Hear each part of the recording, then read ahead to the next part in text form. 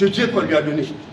Mais il l'utilise pour prendre de l'argent avec les gens. Et tant qu'ils vont continuer dans ce sens-là, ils ne s'en sortiront pas. Je ne suis pas le bon Dieu, mais dans l'autre monde, ils auront à rendre compte.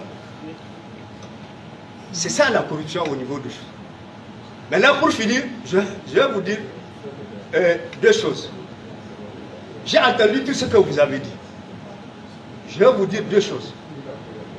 L'être humain, quel qu'il soit, vous ne pouvez pas, seul Dieu peut le connaître.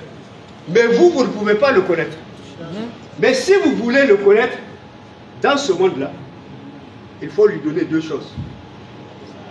L'argent et le pouvoir. Ou les deux. Tant que tout le bruit que vous faites ici, là, tous, je n'exclus personne.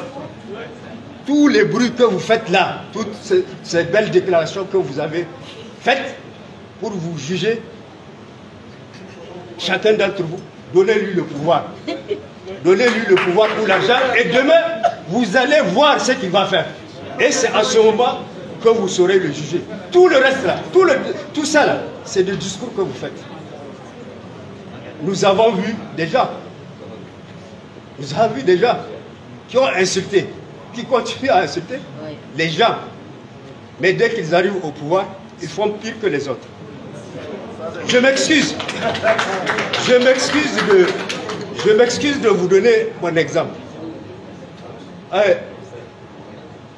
1973, mon grand frère était ministre. Il était dans le gouvernement de Djouri. Et moi, j'étais président de l'association du lycée national. Il n'y a pas ce que nous n'avons pas dit de ces gens-là. C'est des voleurs, c'est ceci, cela. Nous avons fait même un journal. Nous avons fait un journal où nous avons pris tous les membres du gouvernement de Djouri, en commençant par Djouri. Djouri, il a 18 milliards en France, c'est un voleur. Gabala, c'est ceci, cela. Boubouhama, c'est ceci, cela. Mon grand frère, Bembello, Mossi, etc. On les a tous traités de voleurs. Et le hasard a fait que nous nous sommes retrouvés, nous les avons traités de voleurs. Nous nous sommes retrouvés au pouvoir. Alors, mon grand frère m'a dit, ah, Issouf, c'est bien que vous soyez au pouvoir. Mais déjà, les quelques années que vous avez fait, nous avons entendu que parmi vous, il y a des milliardaires. Il dit, toi, tu es mathématicien. Prends l'ordonnance des militaires qui ont pris le pouvoir. Les Koutséka, ils ont pris pas mal de choses avec les gens du RDA. Je me rappelle du vieux Boudur Zakara. C'est des animaux qu'on est parti prendre. Il y en a, c'est des maisons. Et des maisons, en fait, ils ont pris des crédits. Vous m'excusez cette diversion. C'est-à-dire que le président Djouri, qu'est-ce qu'il faisait?